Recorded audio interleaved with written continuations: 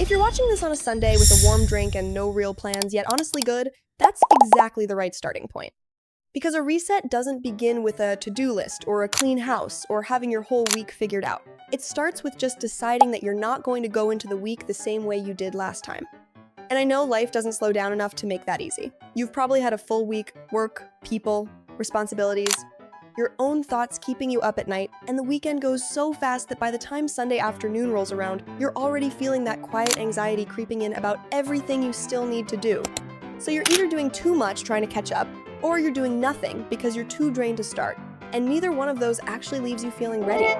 So that's what today is. We're going through the things that actually help you go into the week feeling like you have some grip on it. Your space, your food, your head, your plans. Not all at once, not perfectly, just enough that Monday stops catching us off guard. Because honestly, when I think about it, it comes every single week, and we're still letting it beat us every week without even trying to fight back. A little awkward if you ask me, so let's just fix that. Start the morning slow.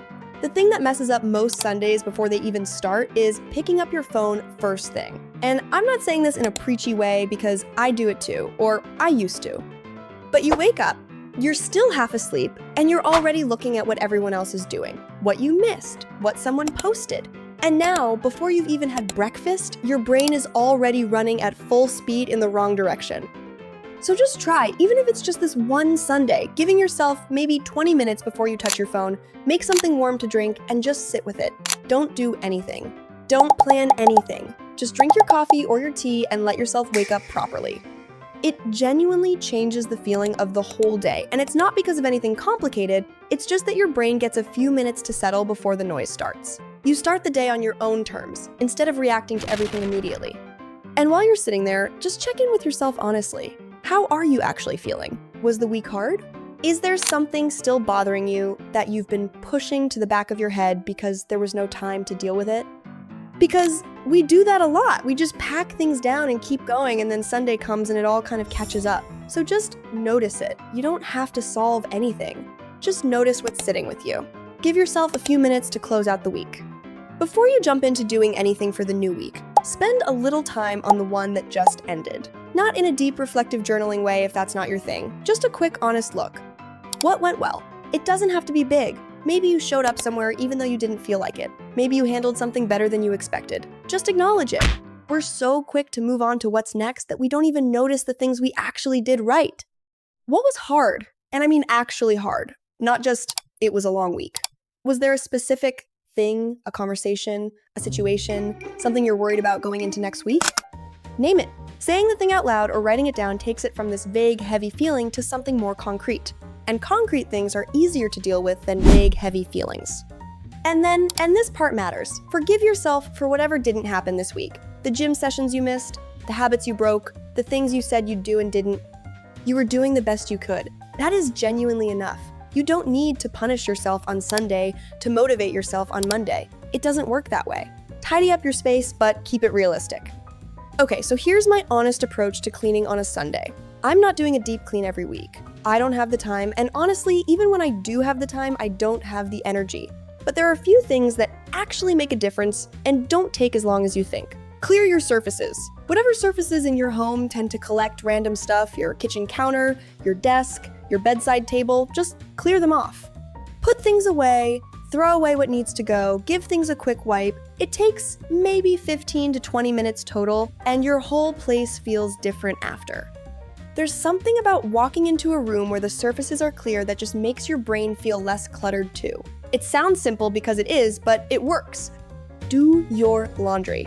I know, nobody wants to hear this, but running out of clean clothes on a Wednesday morning when you're already rushing is a specific kind of stress that is so easy to avoid. Just put a load on. You don't have to sit there and wait for it or fold everything perfectly right away. Just get it in the machine so it's clean and you have options this week. Go through your bag. Empty it out. Throw away everything that doesn't need to be in there. Put back what does. Restock anything you regularly need. Charger, lip balm, whatever your daily essentials are. Starting the week with a bag that isn't chaos is a small thing, but it genuinely makes your mornings feel less scrambled. And look through anything that's been sitting on your to-do list or in your inbox that you've been avoiding. You don't have to deal with all of it right now, but just look at it. Know what's there. The stuff we avoid takes up so much more mental space when it's just lurking than when we actually face it. Even making a note of what needs to happen and roughly when is enough to take it off your mind a little. Sort out your food situation without overcomplicating it. You do not need to spend 3 hours on Sunday doing a full meal prep to have a good food week. That's just not sustainable for most people, and honestly, it's not necessary either. But having zero plan at all usually means you end up making last-minute decisions when you're tired and hungry, and those decisions don't always make you feel great. So here's what actually works. First, just look at what you have. Check your fridge, your freezer, your cupboards. What's there? What's gonna go bad soon and needs to be used? This alone takes like 10 minutes and saves you money and the guilt of throwing away food you bought with good intentions and then forgot about. Then think of a few easy meals for the week. Not new recipes, not anything that takes forever. The stuff you already know how to make on a tired Tuesday when you just got home and you have zero creativity left. Pasta, eggs, rice, and something. A big pot of soup that you can eat a few days in a row. Simple food that you know you'll actually make. Write it down and check that you have what you need. If you have a bit of extra energy and you want to do some actual prep, chop some vegetables, cook a batch of rice, boil some eggs, go for it.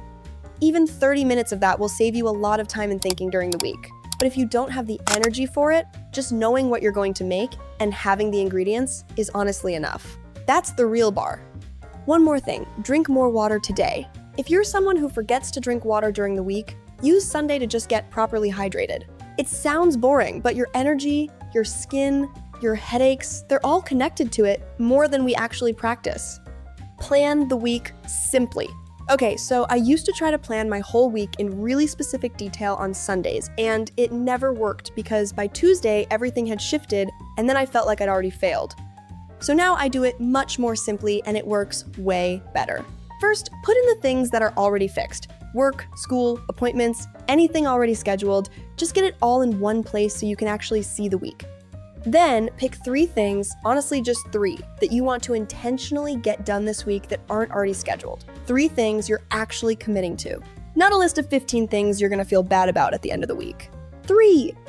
Maybe it's following up on something important. Maybe it's going to the gym twice. Maybe it's finishing something you've been putting off. 3 things that actually matter. If there's something that didn't happen last week but really needs to, give it a specific time this week, not I'll try to get to it. Actually put it somewhere in the week like it's an appointment. That's the difference between things that keep moving from list to list and things that actually get done. And pick an intention for the week. 1 sentence, not a goal. Something like, I want to take things one at a time this week, or I want to be a bit more patient with myself. Write it somewhere you'll actually see it on Monday morning. It's a small thing, but it helps you go into the week with a bit of direction, instead of just bracing for impact. Do something that's just for you. This last one is short, but I really mean it. Your Sunday needs to have something in it that is purely for you. Not productive, not on any list, not useful for the week ahead, just something you actually enjoy. A long shower where you're not rushing, your full skincare routine, reading something, watching something you love, going for a walk just because you feel like it, calling someone you've been meaning to catch up with, cooking something that sounds delicious even if it's not practical. We spend so much of our time in output mode, doing things, getting things done, being useful, and if Sunday is just more of the same, then you never actually recover. You just move from one week to the next, getting more and more tired. So even if it's just 30 minutes of doing something that has no purpose other than making you feel like yourself, that belongs in your Sunday too. Honestly, it might be the most important part. Okay, that's everything. That's the actual reset. Nothing dramatic, nothing that requires you to become a different person by next Sunday. Just a few things done with a little bit of intention that make Monday feel less like something to survive. Pick one thing from this that actually makes sense for where you are right now and try it this Sunday. Just one. Hope your week is a good one. Take care of yourself. Bye, loves.